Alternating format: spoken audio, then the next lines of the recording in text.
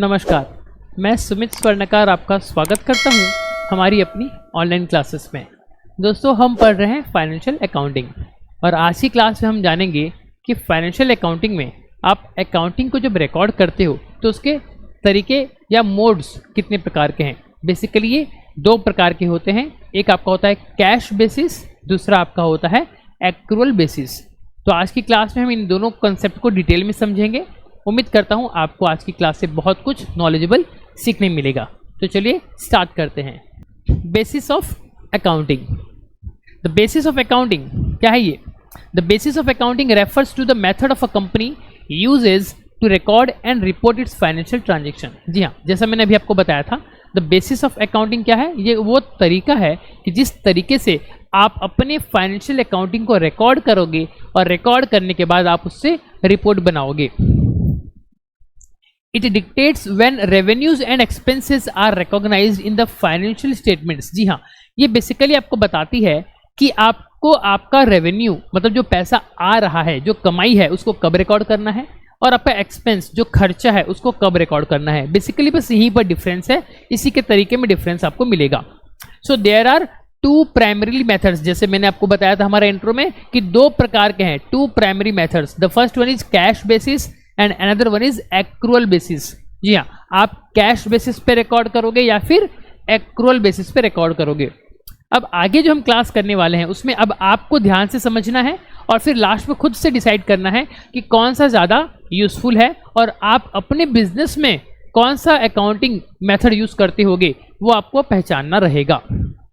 तो चलिए, first one is cash basis of accounting. जी हाँ, कैश बेसिस ऑफ अकाउंटिंग, जैसे कि नाम खुद बता रहा है कि भैया यहाँ पर अकाउंटिंग कब होगी? जब आपके पास एक्चुअल में कैश आएगा और एक्चुअल में कैश जाएगा, तभी आप रिकॉर्डिंग करो, अदरवाइज रिकॉर्डिंग नहीं करो। सिंपल, अगर हम ब्रॉडली बोले तो इसका यही मतलब होता है। आइए थोड़ा सा और डिटेल में जानते हैं, सिंपल एक्सप्लेनेशन जानते हैं इसकी। Under the cash basis the transactions are recorded when cash is received और पेड। जी हाँ, जब एक्चुअल में कैश आएगा या एक्चुअल में कैश जाएगा तभी आप उसको क्या करोगे? आप उसको रिकॉर्ड करोगे। इसका क्या मतलब हो गया? This means revenue is recognised. Revenue को कब रिकॉग्नाइज करोगे? When cash is received. जब कैश मिल गया तभी मान लो कि भैया मेरी कमाई हुई है। अगर कैश नहीं मिला तो मानो ही मत कि मेरी कमाई हुई है। एग्जाम्पल के तौर पे मान लीजिए कि मैंने सेल्स किया, मैंने कोई एक सामान सेल्स किया। किसको बेचा? मान लीजिए मैंने सुमित को माल बेचा। कितने रुपए का बेचा? 5,000 रुपए का बेचा। अब सुमित कब बेचा मैंने? मान लीजिए 14 मई 2023 को मैंने उसको माल बेचा। कितने रुपए का? 5,000 रुपए का। लेकिन सुमित ने ये पैसे हमको दिए 21 मई 2023 को। इतनी तारीख को उसने हमको इसका पेमेंट किया। तो हम रिकॉर्ड कब करेंगे? हमारी कमाई को कब रिकॉर्ड करेंगे? 21/5 को, जबकि एक्चुअल में वो 14 मई को ही मेरी सेल्स हो गई थी।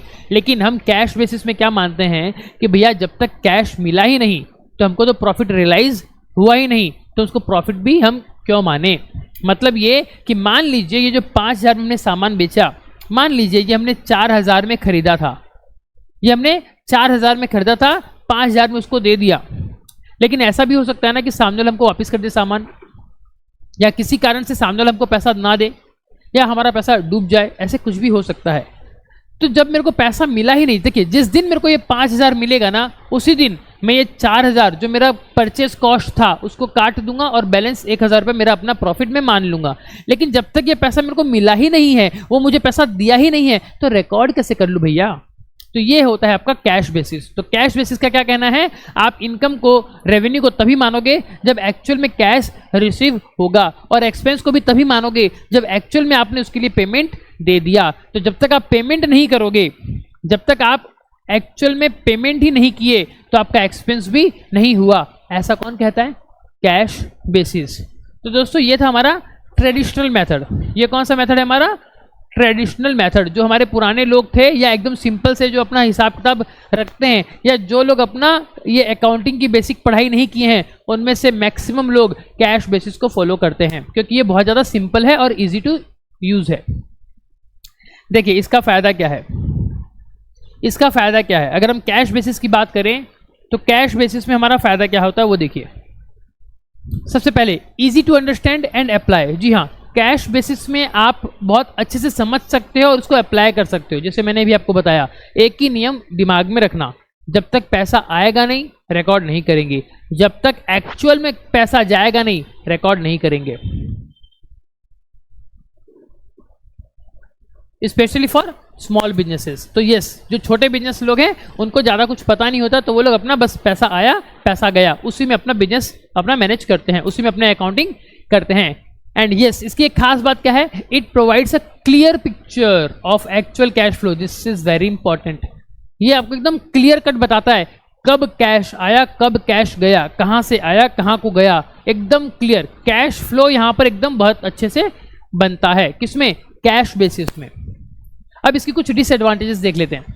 अब उसकी कुछ बुराई, किसकी बुराई, कैश बेसिस ऑफ अकाउंटिंग की कुछ बुराई देखते हैं। क्या है, सबसे पहले may not match the true financial performance as it does not consider amounts owed और ओइंग। जी हाँ, ये तो आपका ट्रू पिक्चर बताता ही नहीं है। क्यों, क्योंकि आपने जो उधारी लग रखा है या आपने जिसको उधारी में माल दे रखा है उसको तो रिकॉर्ड करता ही नहीं है। लेकिन एक्चुअल में देखा जाए तो सोच के देखो आप लोग, आज मेरे पास 5,000 रुपए का सामान था, ये मैंने किसी को उधारी में दे दिया, मैंने किसी को क्रेडिट में दे दिया, तो मेरे व्यापार का ही तो सामान गया ना बाहर, आप तो उसको रिकॉर्ड ही नहीं कर रहे हो। अरे भैया, अगर ये पैसा डूब गया तो कैसे रिकॉर्ड करोगे लॉस को, या आपके पास वो एक्चुअल में गुड्स किसके पास है वो कैसे पता चलेगा।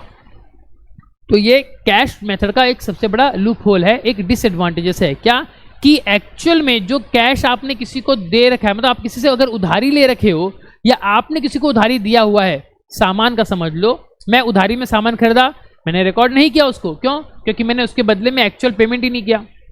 मैंने किसी को उधारी में सामान बेचा, मैं उसको भी रिकॉर्ड नहीं किया क्योंकि मैंने उससे पैसे लिए ही नहीं है।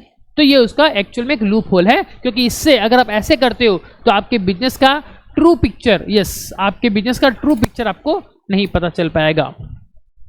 Another one is, इसका दूसरा डिसएडवांटेजेस क्या है, it can distort financial statements when a company's cash receipts and payments don't align with its revenue and expenses recognition. जी हाँ, यहाँ पर बेसिकली क्या होता है ना कि जो एक्चुअल में आपकी कमाई होनी चाहिए थी या जो एक्चुअल में आपका खर्चा होना चाहिए था, आप उसको रिकॉर्ड नहीं करते हो। एक्चुअल इन द सेंस मतलब खर्चा हुआ है, पेमेंट नहीं किए हो।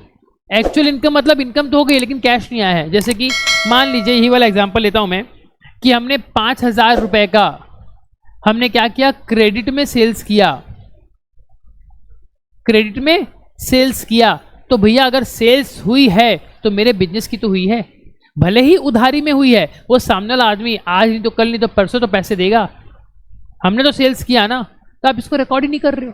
तो जो एक्चुअल इनकम बोलती है कि भैया 5,000 का आपका सेल्स हुआ है, एक्चुअल में आपका 5,000 का सेल्स हुआ है, लेकिन कैश बेसिस क्या बोलता है, मैं तो रिकॉर्ड नहीं करूंगा। क्यों, जब तक कैश आएगा नहीं मैं रिकॉर्ड करूंगा नहीं। तो कैश बेसिस क्या बोलता है, मेरी सेल्स -5,000 हुई है, लेकिन वहीं पर नॉर्मल में क्या हुआ है, आपकी सेल्स एक्चुअल में 5,000 हुई है। समझ में आया आपको फर्क। एक यहां पर छोटा सा एग्जांपल हमने दिया है, उसको डिस्कस करते हैं। देखिए क्या लिखा हुआ है, a small bakery record sales in its books only when customers pays in cash. मान लीजिए एक छोटी सी बेकरी की शॉप है, वो अपना सेल्स कब रिकॉर्ड करता है, जब कस्टमर्स को एक्चुअल में कैश में पे करता है, तब वो अपना रिकॉर्ड करता है कि भैया मेरा इतने रुपए का सेल्स हो गया। मान लीजिए if a customer promises to pay later, एक कस्टमर आया और आपको 500 रुपए दिया कि भैया मुझे केक दे दो, आपने केक दे दिया, तभी आपने देखा कि 500 का नोट फटा हुआ था, आपने बोला भैया ये 500 का नोट तो फटा हुआ है, नीचे लगा, वापस ले लो। और आप उस कस्टमर को जानते भी हो, लेट सपोज, तो वो कस्टमर आपको क्या बोलता है कि भैया एक काम करता हूँ, मेरे पास तो अभी ये एक ही नोट था, आप ये नोट दे दीजिए, मैं आपको कल या फिर शाम को या फिर 2 दिन बाद आपको मैं एक्चुअल और अच्छा वाला 500 का नोट दे दूंगा। आप क्या करोगे, आप उसको अलाउ कर दोगे अगर आप उसको जानते हो तो, और जो कि ऑलमोस्ट हर जगह होता ही है। आप खुद सोचिए, आपके घर के आसपास का कोई जनरल स्टोर, आप जाते हो उसके पास सवेरे सवेरे दूध की पैकेट खरीदने के लिए, आप देते हो उसको 500 का नोट, भैया बोलते हैं भैया चेंज नहीं है मेरे पास, आप एक काम करो, आप मेरे को ये 30 रुपये 25 रुपये जो आपका दूध की पैकेट का कॉस्ट है आप बाद में दे देना, अभी अपने 500 का नोट पकड़ो और चलो। तो इट मीन्स ये बोलना क्या चाह रहा है, ये बोलना चाह रहा है कि आपका उधारी में भी धंधा होता है। तो यहां पर क्या बोल रहा है, the bakery doesn't count that money until it's received. तो यहां पर ये बेकरी उस पैसे को काउंट ही नहीं कर रही है जब तक ये पैसा आया नहीं है। एक एग्जाम्पल था आपका कैश बेसिस का। आई होप आपको कैश बेसिस ऑफ अकाउंटिंग अच्छे से समझ में आ गई होगी। अब चलते हैं एक एडवांस्ड और मोर लॉजिकल कंसेप्ट के ऊपर, जिसका नाम है accrual basis of accounting. Video में आगे बढ़ने से पहले अगर आपको ये वीडियो अच्छी लगी तो इसे अपने दोस्तों के साथ शेयर करने में कंजूसी ना कीजिएगा। और अगर आप हमारा फुल कोर्स अगर बाय करना चाहते हैं तो इसके लिए आप इस वीडियो के डिस्क्रिप्शन में जो लिंक दी गई है उस वेबसाइट के थ्रू या हमारे अपने ऐप के थ्रू आप हमारा कोर्स बाय कर सकते हैं। चलिए आगे शुरू करते हैं। देखिए, accrual basis of accounting simple mind में बैठा लो। ये क्या कहता है कि कोई भी इनकम या कोई भी खर्चा जिस पीरियड का है उसको उसी पीरियड में रिकॉर्ड करो। भले ही आपने उसके बदले में पैसा दिया हो या लिया हो, वो फर्क नहीं पड़ता। खर्चा तो हुआ ना, पैसा नहीं दियो ठीक है। इनकम तो हुई ना, पैसा नहीं आया है ठीक है, लेकिन उस पीरियड की है। तो जब आपको याद होगा हमने कंसेप्ट पढ़ा था अकाउंटिंग पीरियड कंसेप्ट, जो क्या कहता है कि जब आप फाइनेंशियल ट्रांजैक्शंस को रिकॉर्ड करते हो तो आप पूरा एक फाइनेंशियल ईयर लेते हो, यानी कि अप्रैल महीने से लेकर अगले साल का मार्च महीने तक ये पूरे 12 महीने का पीरियड आप लेते हो आपके फाइनेंशियल ट्रांजैक्शन को रिकॉर्ड करके रिपोर्टिंग करने के लिए। तो इस पर्टिकुलर 12 महीने में जो भी आपकी सेल्स परचेस वगैरह हुई होगी, जो भी आपका इनकम एक्सपेंडिचर हुआ होगा, आप उसको रिकॉर्ड करो इर्रेस्पेक्टिव ऑफ व्हाट आपने उसका एक्चुअल में कैश इनफ्लो या आउटफ्लो किया कि नहीं किया, वो फर्क नहीं पड़ता। ठीक है, तो देखिए ये क्या कह रहा है, under the accrual basis transactions are recorded. कब रिकॉर्ड करेंगे? When they occur. जी हाँ, जब वो हुए तभी रिकॉर्ड कर लो। हमारा एग्जांपल में क्या था भैया, हमने 5,000 रुपए का आज आपको क्रेडिट में सेल्स किया। कब सेल्स किया? आज, टुडे। हमने आज ही आपको उधारी में सेल्स किया, तो उसको आज ही रिकॉर्ड करो। ऐसा नहीं कि जब पैसा देगा तब करेंगे ना, इस पीरियड में आज आपका सेल्स हुआ ना, पैसे देगा कल देगा बाद में देगा, लेकिन आपकी अगर आज की सेल्स आपको पता करनी हो तो कैसे पता करोगे? जब तक आप इसको रिकॉर्ड नहीं करोगे तब तक आपको एक्चुअल में पता नहीं चलेगा कि ये मेरा आज का सेल्स है। Cash inflow cash outflow is a separate thing. Sales की बात कर रहे हैं, आपकी रेवेन्यू की बात कर रहे हैं, तो भैया ये आपका आज का सेल्स है। क्या बोलता है ये कि जिस दिन ट्रांजैक्शंस आपका ऑकर हुआ उसी दिन आपको रिकॉर्ड करना है, regardless of when the cash is exchange. जिस दिन आपको उसके बदले में कैश मिला उस दिन रिकॉर्ड करो ना, ऐसा नहीं। ऐसा आप कैश बेसिस में क्या करते थे, आज आप कब करोगे? जिस दिन ट्रांजैक्शन ऑकर हुआ। It means revenue is recognised. Revenue को कब मान लोगे कि हो गई? व्हेन इट्स अर्न्ड, जब वो अर्न्ड हो गई। And expense are recognised when they are incurred. जी हाँ, रेवेन्यू आपके नाम पे आ गई, एक्चुअल में नहीं मिली बात अलग है, लेकिन अब आपको मिलनी ही वाली है तो आप उसको रिकॉर्ड करोगे।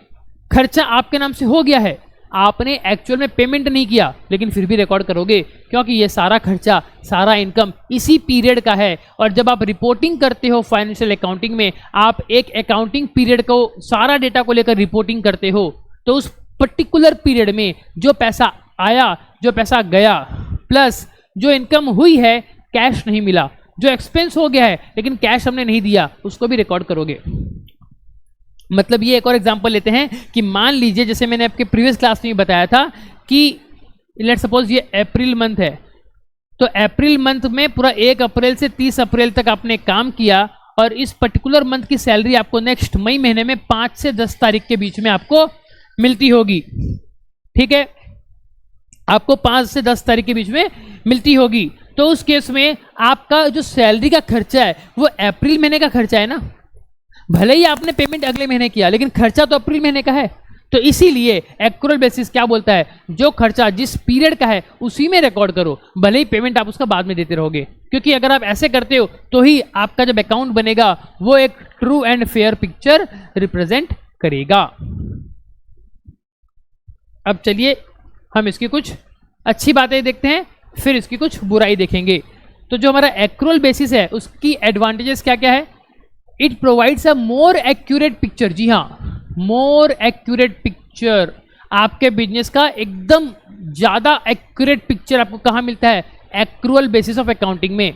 क्योंकि ये आपका उसी पीरियड का सारा डेटा ले लेता है जो जिस पीरियड में हुआ है।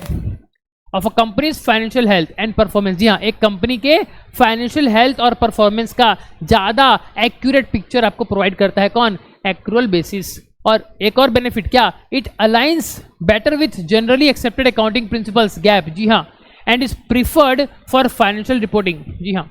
और एक्रूअल बेसिस को ही फाइनेंशियल रिपोर्टिंग के लिए प्रीफर किया जाता है। और जो हमारा जनरली एक्सेप्टेड अकाउंटिंग प्रिंसिपल्स हैं, अगर मैं बात करूं इंडिया में, तो इंडिया में जो इंड एएस है, इंडियन अकाउंटिंग स्टैंडर्ड्स, वो भी कहते हैं क्या कि आपका बिजनेस अगर है तो आप अपने बिजनेस को एक्रूअल बेसिस पर रिपोर्टिंग करो। याद कीजिएगा, जब आपका ऑडिट होगा तो वहाँ पर आपका नोट्स टू अकाउंट आपको मिलेगा फाइनेंशियल स्टेटमेंट में, जहाँ पर लिखा रहेगा कि इस पर्टिकुलर बिजनेस ने एक्रूअल बेसिस पर अपनी अकाउंटिंग की हुई है। जब आपका बिजनेस का इनकम टैक्स रिटर्न फाइल किया जाएगा, तब वहाँ पर अगर मान लो आपका अगर टैक्स ऑडिट होता है, तो टैक्स ऑडिट में भी ये डिफाइन किया जाएगा कि आपका बिजनेस जो है वो एक्रूअल बेसिस पर अपना अकाउंटिंग किया हुआ है, क्योंकि इनकम टैक्स भी इसको ज़्यादा रेलिवेंट मानता है। आई होप आपको बात समझ में आ गया होगा। अब इसकी कुछ बुराई देख लेते हैं कि एक्रूअल बेसिस की बुराई क्या है, तो आप खुद बताइए। जो आपने अभी डिस्कस किया इतना देर, अब आपको क्या लगता है कि क्या बुराई हो सकती है? तो देखिए, सबसे पहला, it can be more complex to apply especially for small business. जी हाँ, ये कभी कभी ना थोड़ा सा कॉम्प्लेक्स हो सकता है। यार, जो पैसा मेरे को मिला नहीं उसको मैं रिकॉर्ड कर लूँ, जो पैसा मैंने दिया नहीं उसको रिकॉर्ड कर लूँ, मुझे समझ में नहीं आ रहा।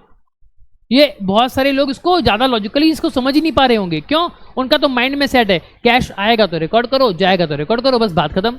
वो इतने सिंपल वे में जी रहे थे। लेकिन अगर आप ब्रॉडली सोचो, ब्रॉडली देखो, तो भैया जो खर्चा जिस पीरियड का है, जो इनकम जिस पीरियड की है, उसको उसी में रिकॉर्ड करो ना। तो कभी कभी क्या होता है, ये बहुत बार कॉम्प्लेक्स हो जाता है, आप सामने लोगों को समझा नहीं पाते हो। एंड दूसरा, it does not reflect cash flows accurately. जी हाँ, ये आपका एक्चुअल का कैश फ्लो को नहीं बताता कि एक्चुअल में कैश कहां से आया, कहां से गया। और इसीलिए, क्योंकि जैसे मैंने आपको बताया, आगे देख लीजिए पहले, which can be a problem in cash intensive industry. जी हाँ, जो इंडस्ट्री में कैश में बहुत ज़्यादा लेन देन होता है, वैसी इंडस्ट्री के लिए एक्रूअल बेसिस थोड़ा सा दिक्कत पैदा कर सकता है। तो आपको दिक्कत क्या की? अभी हमने क्या बोला कि एक्रूअल वाला ना बहुत ज़्यादा लॉजिकल है, एक्रूअल बेसिस बहुत ज़्यादा लॉजिकल है, इसीलिए इसको गैप ने भी एक्सेप्टेंस दे दिया है। जनरली एक्सेप्टेड अकाउंटिंग प्रिंसिपल भी बोलता है आप एक्रूअल बेसिस पे अकाउंटिंग करो। लेकिन जब एक्रूअल बेसिस पे करने जाते हो तो आपको एक्चुअल कैश का फ्लो पता नहीं चल पाता, और इसीलिए जब आप फाइनेंशियल स्टेटमेंट बनाते हो तो एक और स्टेटमेंट आपको बनाने की जरूरत पड़ती है, जिसका नाम होता है cash flow statement. Cash flow statement जब आप एक्रूअल बेसिस पे अकाउंटिंग करते हो, उस केस में आपको कैश फ्लो स्टेटमेंट भी बनाना पड़ता है, क्योंकि ये स्टेटमेंट फिर बताता है आपके कैश का एक्चुअल फ्लो कहां से आया, कहां से गया। समझ में आया आपको? तो आपको यही ध्यान रखना है कि आपको हमेशा एक्रूअल बेसिस पे ही अकाउंटिंग करनी है। तो ये था हमारा modes of accounting, cash basis and accrual basis. उम्मीद करता हूं आपको आज की क्लास में बहुत कुछ नॉलेजेबल सीखने को मिला होगा। मिलेंगे अगली क्लास में, तब तक के लिए जय हिंद, वंदे मातरम।